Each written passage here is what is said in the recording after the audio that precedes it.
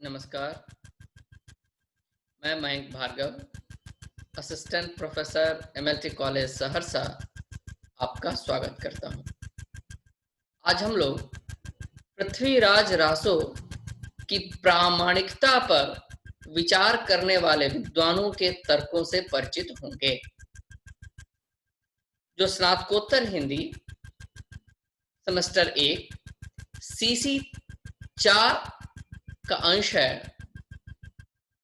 हमारे विद्यार्थी मित्र जानते हैं कि पृथ्वीराज रासो की प्रामाणिकता और प्रामाणिकता को लेकर विद्वानों में बहुत विचार होता रहा है। विद्वानों का एक वर्ग पृथ्वीराज रासो को बिल्कुल प्रामाणिक रचना मानता है, एक दूसरा वर्ग पृथ्वीराज रासो को अप्रामाणिक मानता है। जब इसको प्रामाणिक मानकर रॉयल एस्थेटिक सोसाइटी द्वारा इसका प्रकाशन किया जा रहा था, तो डॉक्टर वुलर ने पृथ्वीराज विजय के आधार पर इस रचना को जाली बताया और उसके बाद से बहुत सारे विद्वानों ने इस पर अपने मत रखे। पृथ्वीराज रासो को अप्रामाणिक मानने के तर्कों से हम लोग पिछले संवाद में परिचित हो चुके हैं। मुख्यतः 3 प्रकार के तर्क दिए गए थे पृथ्वीराज रासो को अप्रामाणिक सिद्ध करने के लिए। घटना वैषम्य, काल वैषम्य एवं भाषा संबंधी अव्यवस्था। पृथ्वीराज रासो में वर्णित घटनाएं इतिहास से मेल नहीं खाती, ऐसा बहुत सारे विद्वानों ने दिखाया। पृथ्वीराज रासो की वंशावली पृथ्वीराज विजय में वर्णित वंशावली एवं शिलालेखों से मिलने वाली वंशावली से मेल नहीं खाती। इस आधार पर भी इसे अप्रामाणिक बताया गया। पृथ्वीराज रासो में घटनाओं का जो काल है वह काल भी इतिहास सम्मत नहीं है। इस आधार पर पृथ्वीराज रासो को अप्रामाणिक बताया गया। और पृथ्वीराज रासो में भाषा संबंधी जो अव्यवस्था है, विशेषकर अरबी फारसी के जो शब्द हैं, इस आधार पर इस ग्रंथ को अप्रामाणिक बताया गया कि चंद बरदाई के समय इन शब्दों का प्रयोग प्रचलित नहीं था। और रामचंद्र शुक्ल ने भी इन तर्कों के आधार पर कहा कि यह ग्रंथ वास्तव में एक जाली ग्रंथ है। हो सकता है कि चंद बरदाई के कुछ पद इसमें बिखरे हों, पर उसे ढूंढना बहुत मुश्किल है कि आखिर कौन सा पद चंद बरदाई का है। और उन्होंने यह संभावना व्यक्त की कि बाद में कोई चंद नाम का कोई भट्ट कवि रहा होगा जिसने पृथ्वीराज की वीरता से संबंधित कहानी सुनी और फिर अपनी कल्पना के आधार पर लिख दिया और बाद में भी प्रक्षिप्त अंश जुड़ते चले गए। इस पर बहुत सारे विद्वान हुए जिन्होंने पृथ्वीराज रासो को अप्रामाणिक ग्रंथ माना। उन विद्वानों में सबसे पहले कविराज श्यामलदान, कविराज मुरारीदान, गौरीशंकर हीराचंद ओझा, doctor Buhler, Morrison, Munshi Devi Prasad, Shri अमृतशील, आचार्य रामचंद्र शुक्ल, डॉक्टर राम कुमार वर्मा आदि आते हैं। इन्होंने कहा कि नहीं, ये ग्रंथ पूरी तरह अप्रामाणिक है। कुछ विद्वान पृथ्वीराज रासो को प्रामाणिक बताते हैं और चंद बरदाई को पृथ्वीराज का समकालीन कवि बताते हैं, जैसे डॉक्टर श्याम सुंदर दास, मिश्र बंधु, मथुरा प्रसाद दीक्षित, मोहनलाल विष्णुलाल पंड्या, डॉक्टर मोतीलाल मिनारिया आदि। कुछ विद्वान ऐसे भी हैं जो रासो को न पूरी तरह प्रामाणिक मानते हैं न पूरी तरह अप्रामाणिक मानते हैं, बल्कि वह इस ग्रंथ को अर्ध प्रामाणिक मानते हैं। उनका मानना है कि चंद्रबरदाई पृथ्वीराज के समकालीन थे, चंद्रबरदाई ही पृथ्वीराज रासो के रचयिता हैं, परंतु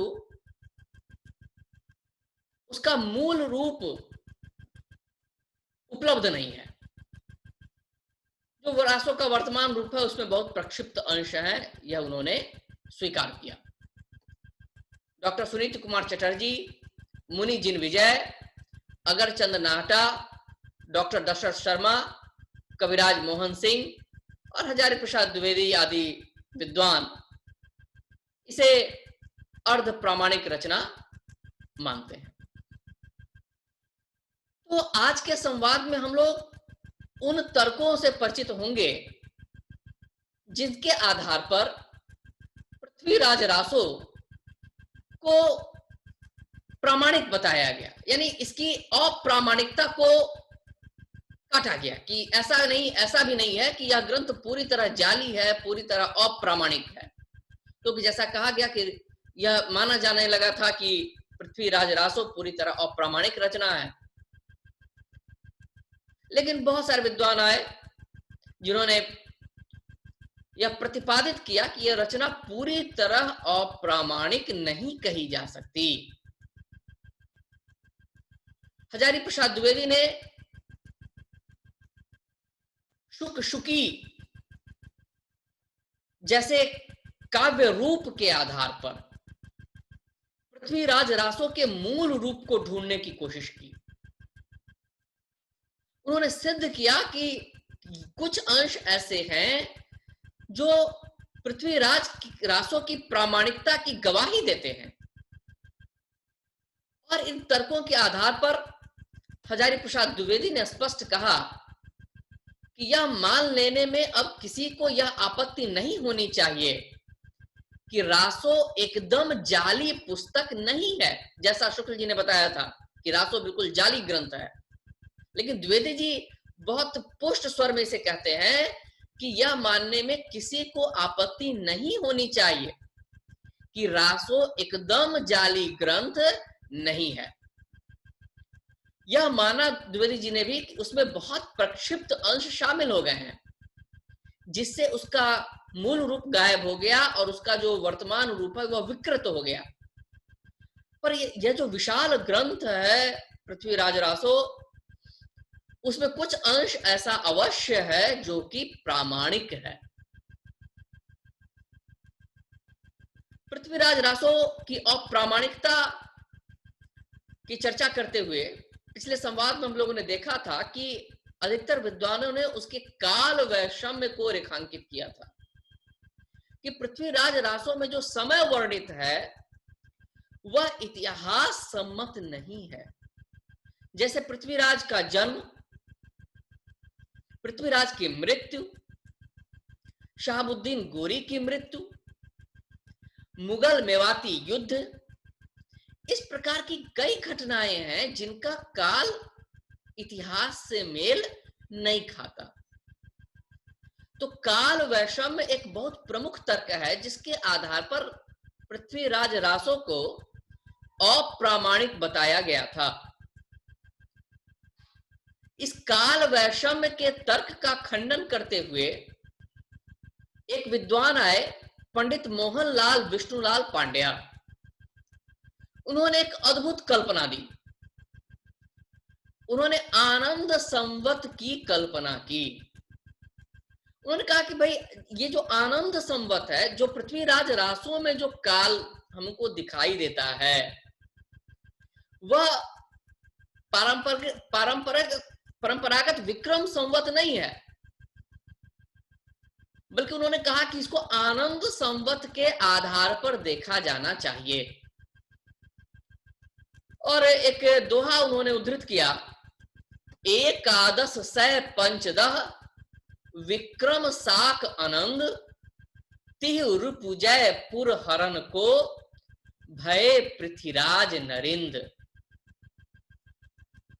और इस आधार पर उन्होंने कहा कि आनंद संवत को जब हम परंपरागत संवत में तब्दील करेंगे तो 90-91 साल घटा देंगे, 90 या 91 साल। उन्होंने विक्रम साक आनंद का अर्थ बताया कि अशून्य और नंद अर्थात 90 रहित विक्रम संवत। विक्रम संवत में 90 साल घटा देना है। मोहनलाल विष्णुलाल पांडे ने कहा कि कुछ ऐसे कागजात मिले हैं जिनमें आनंद संवत का जिक्र किया गया है, लेकिन इस पे दो समस्याएं हैं। एक तो मोहनलाल विष्णुलाल पांड्या भी यह नहीं बता पाए कि 90 साल ही क्यों घटाएंगे, इसका कोई प्रमाण उन्होंने प्रस्तुत नहीं किया।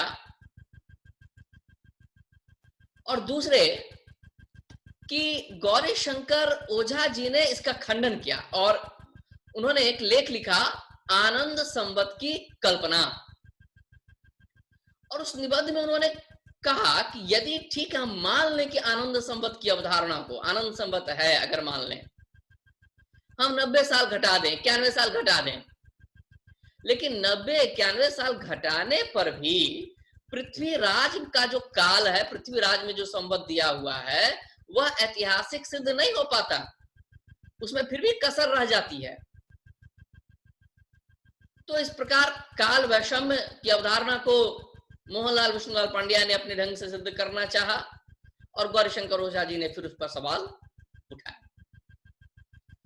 दूसरा तर्क था घटना वैषम्य, कि जो घटनाएं पृथ्वीराज रासों में वर्णित हैं वह ऐतिहासिक नहीं है।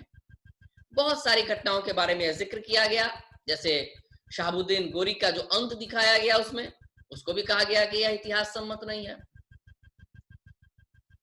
अनंगपाल के बारे में बताया गया पृथ्वीराज रासों में, उसको भी कहा गया कि यह इतिहास सम्मत नहीं है। लेकिन कुछ विद्वान जैसे डॉक्टर दशरथ शर्मा, कविराज मोहन सिंह, अगरचंद नाहटा, ये लोग मानते हैं कि रासों में जो घटनाएं हैं, कुछ घटनाएं वो ऐतिहासिक हैं। डॉक्टर दशरथ शर्मा का मानना था कि रासों की कुछ प्राचीन लघुतम प्रतियां मिली हैं जो बीकानेर के फोर्ट लाइब्रेरी में सुरक्षित हैं, और इन प्रतियों के आधार पर यह नहीं कहा जा सकता कि रासो ग्रंथ पूरी तरह जाली है, क्योंकि उस प्रति में जो घटना है वह अनैतिहासिक नहीं है। जैसे एक कहा गया था कि पृथ्वीराज रासों में राजपूतों की उत्पत्ति अग्निकुंड से बताई गई है, जो कि इतिहास सम्मत नहीं है। ओझा जी ने रासों को कहा कि भाई रासों में जो वंशावली है वो अशुद्ध है, इतिहास सम्मत वंशावली नहीं है। लेकिन कहा गया कि जो लघुतम प्रतियां हम अगर देखते हैं तो लघुतम प्रतियों में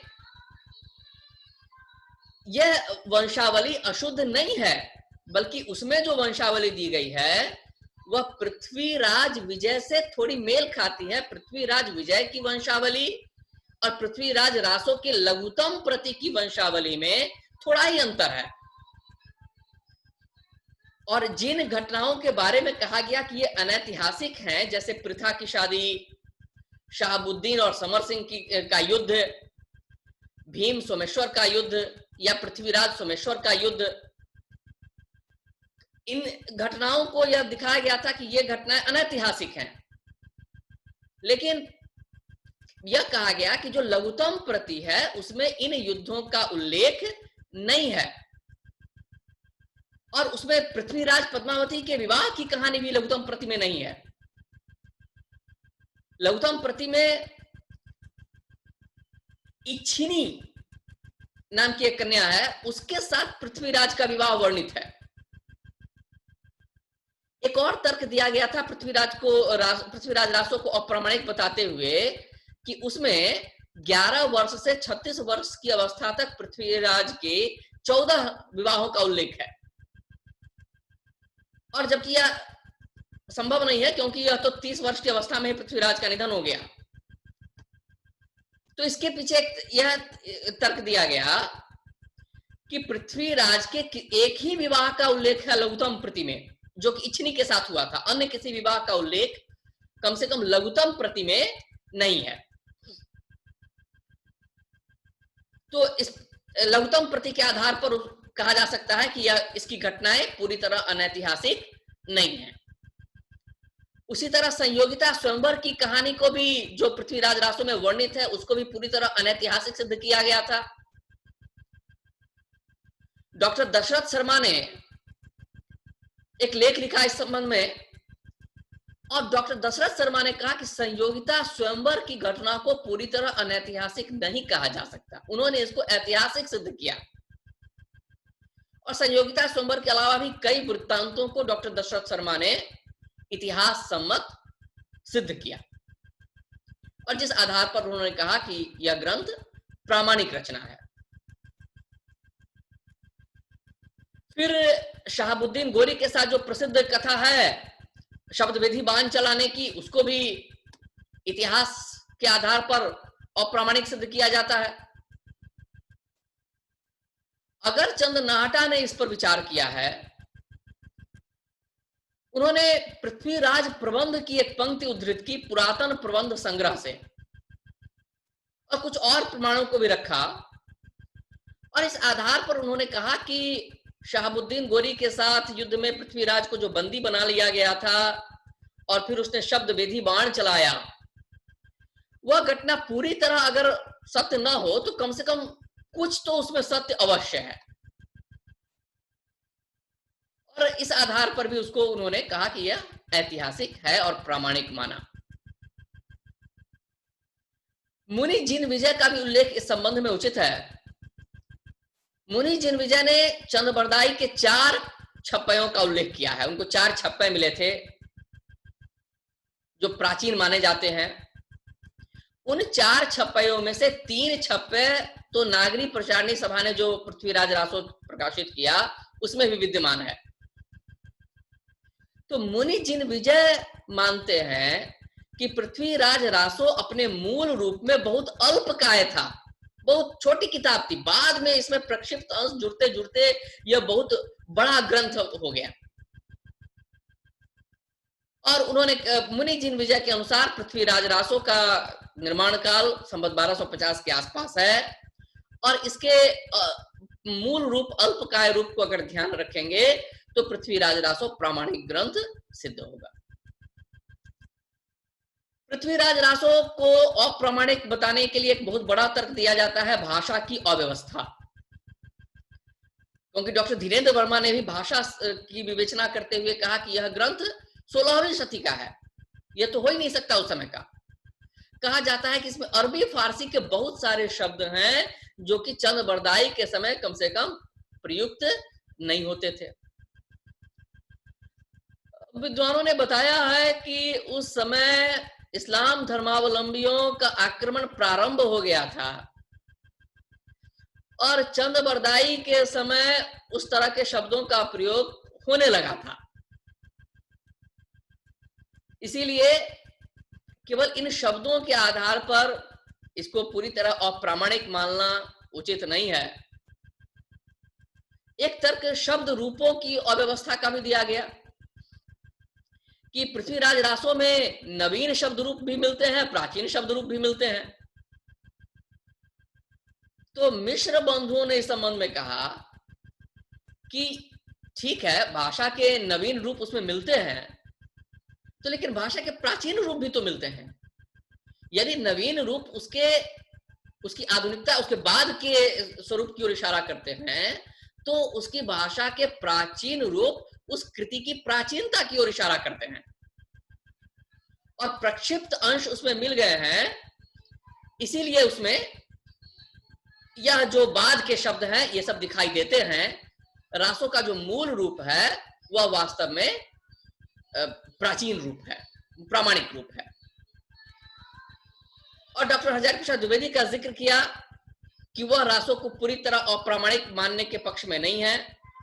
बहुत सारे तर्क उन्होंने रखे, और उन्होंने कहा कि उसकी कुछ चीजें तो निश्चित तौर पर प्रामाणिक हैं, जैसे आरंभिक अंश, इच्छिनी के साथ विवाह वाला अंश, शशि व्रता के साथ गंधर्व विवाह का अंश, तोमर पहाड़ का शहाबुद्दीन गोरी को पकड़ना, संयोगिता का जन्म, संयोगिता का विवाह, इच्छिनी और संयोगिता की आपस में प्रतिद्वंदिता और फिर समझौता, ये सब जो प्रसंग हैं ये प्रामाणिक हैं।